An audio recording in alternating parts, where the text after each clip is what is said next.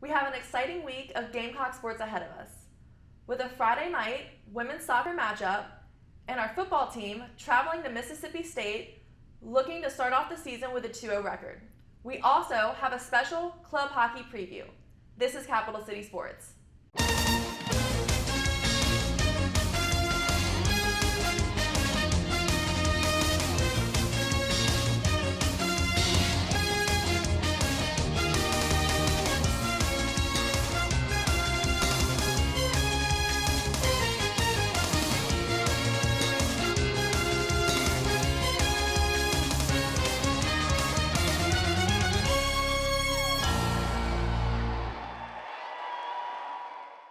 Our women's soccer team has started off the season well. They played Georgia Friday night. Nick Proto was at Stone Stadium and has the coverage. The 15th ranked women's soccer team looks to put their undefeated season on the line as they host the Georgia Bulldogs in Columbia. South Carolina's only non-victory comes at a 1-1 tie against Oklahoma.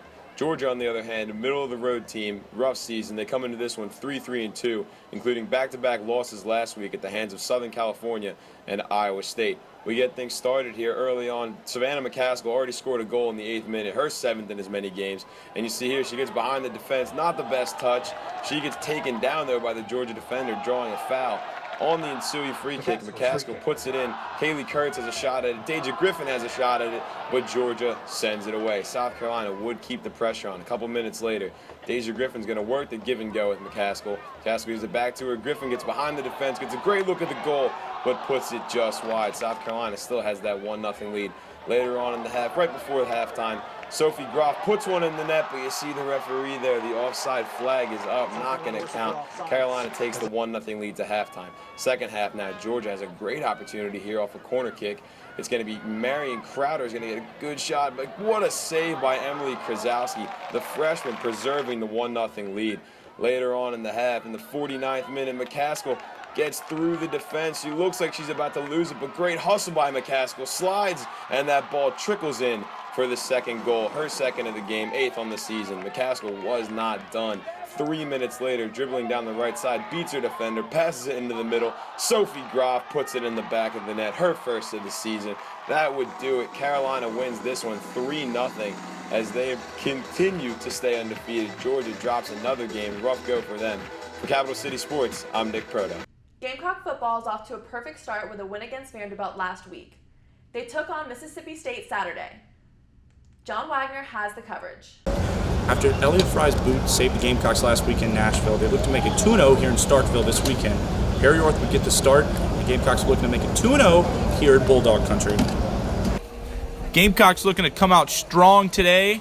Unlike last week, you always need a good start to have a good game, and this was not a good start right there. 3rd and 7, Orth is sacked on the first possession out, but on his other side, his counterpart, Nick Fitzgerald, he's hitting Fred Ross for 18 yards, and that was their first play from scrimmage.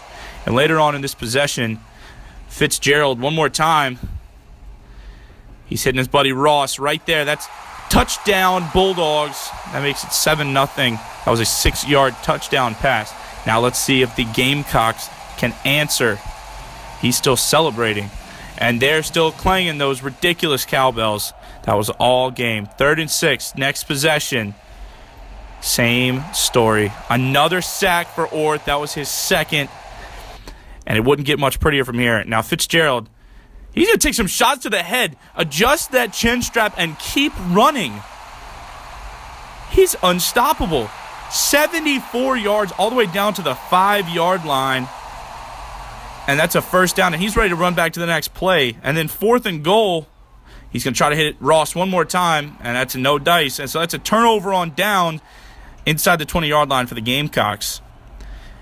Here, Orth is going to try to hit K.C. Crosby, and he's going to get it. I put him on the 13-yard line. They were looking for some chances here. Elliott Fry put the boot up, and not quite like last week. They were trying to return that. Obviously, the play was called dead. So still 7-0 at the end of the first quarter. Now, Fitzgerald hits Ross, who's going to hit Donald Gray, dropping right into the end zone for a touchdown for the double pass, 17 yards. That would make it 14-0, and Cocky's trying to play friendly with the Bulldog, but Bulldogs weren't being too friendly. We got 1st and 10 on the South Carolina 34. Orr's going to roll out. He's going to toss one up off balance, and, well, that's the wrong color. Jamal Peters for the Bulldogs gets the interception. And then Holloway, he's a man with some moves, makes about 3 guys miss. The hardest 9 yards you have ever earned in your life. Now here, Fitz is going to hit Gabe Miles. He gets blown out of bounds right by Jasper Sasser right at the end zone and knocks down the camera lady, but no touchdown on that one. It ended up 24-0 by the end of the third quarter. And then the return of the Mac, Brandon McElwain gets his first shot back into the game, hits Terry Guger for 11 yards. And then here, now he's down in the red zone. We got A.J. Turner. Where's he at? He's going to scramble, avoid a sack, throw, falling down, and hit A.J. Turner for a touchdown, for the first touchdown of the day for the Gamecocks, 24-7. He's going to try to hit Terry Guger one more time, but he overthrew him. That was the third in a row on that first possession in the fourth quarter. But he got his act back together. He would hit Brian Edwards here for a solid first down, and it would lead to him hitting Casey Crosby one more time in the corner of the end zone. He's going to take a kneel, a little prayer there. Very nice, 27-14, but that was all the offense there was. That's the ball game. They're headed back to the locker room, and they're headed back to Columbia 1-1 on the season. Unlike Bruce Dickinson, the Gamecocks did not need more cowbell, but what they could use is an offensive line and maybe a little bit of tackling on the side. They'll try to figure out those questions this week in practice before they face East Carolina next week at home for the first home game of the year. For Capital City Sports, I'm John Wagner. Puck drop for the USC Club Hockey team is coming this Friday night. Capital City Sports is excited to bring you all the coverage again this year. Here's the CCSN staff with what you can expect this year from COG Hockey. Thanks, Alyssa.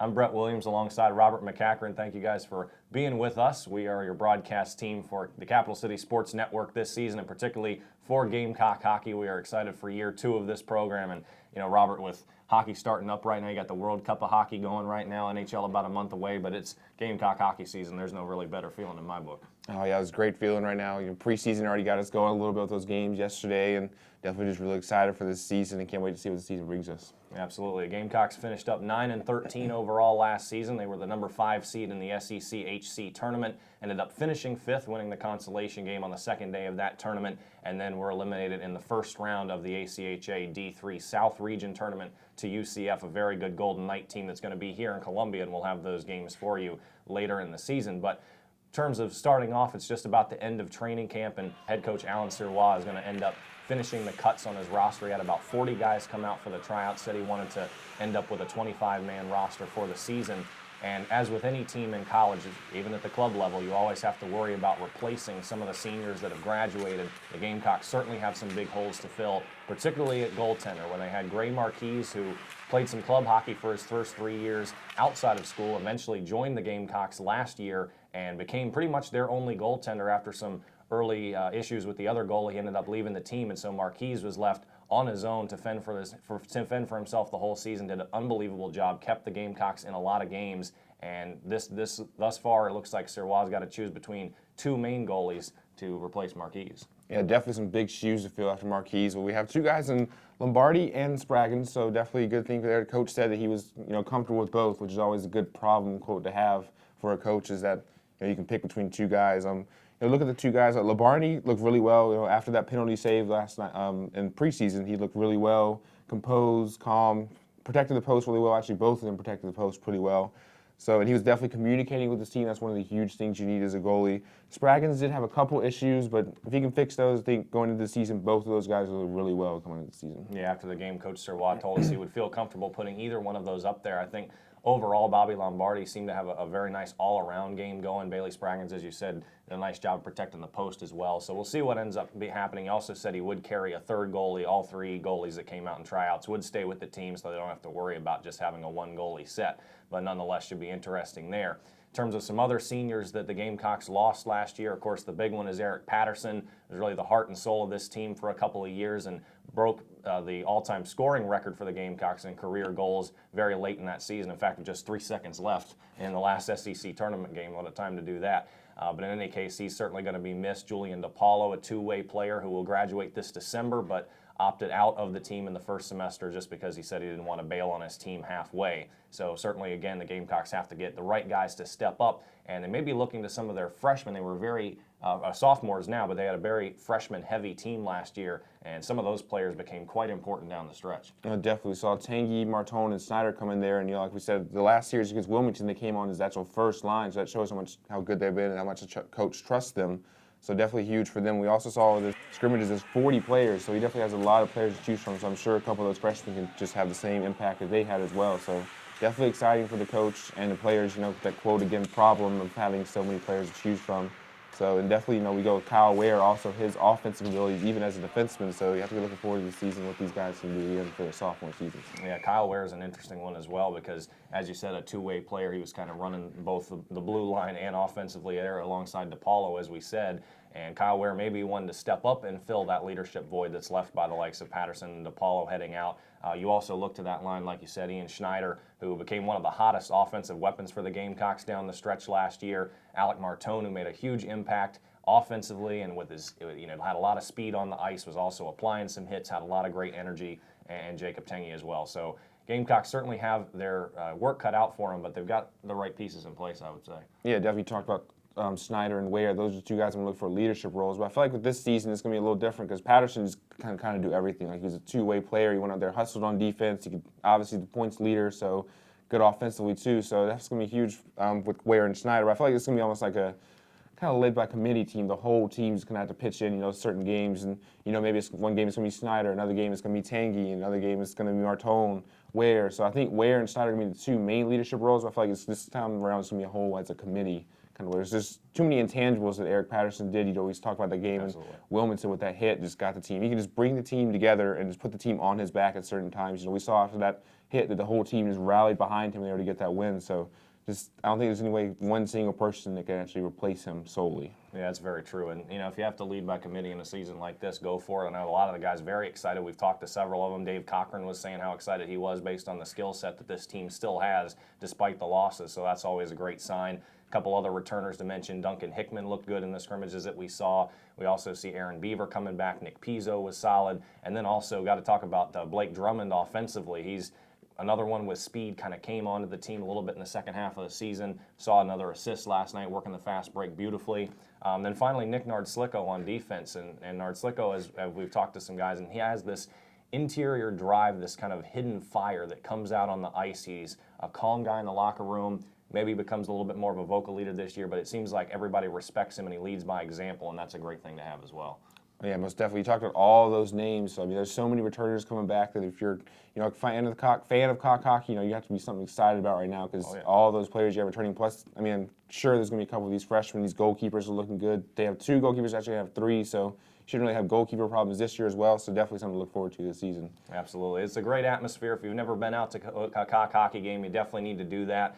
Those games are at Plex Ice in Irmo on Broadstone Road, so check that out. Or if you can't be there, of course, please tune in to our broadcast. We'd love to have you. We have a lot of fun doing this, and hopefully you will as well. All of our games are on the Capital City Sports Network. You can find that at youtube.com/SGTV at USC. And we'll have a link up to each individual event as we go, and we'll also tweet out the link to the games every night on our Twitter handle at CCS on SGTV.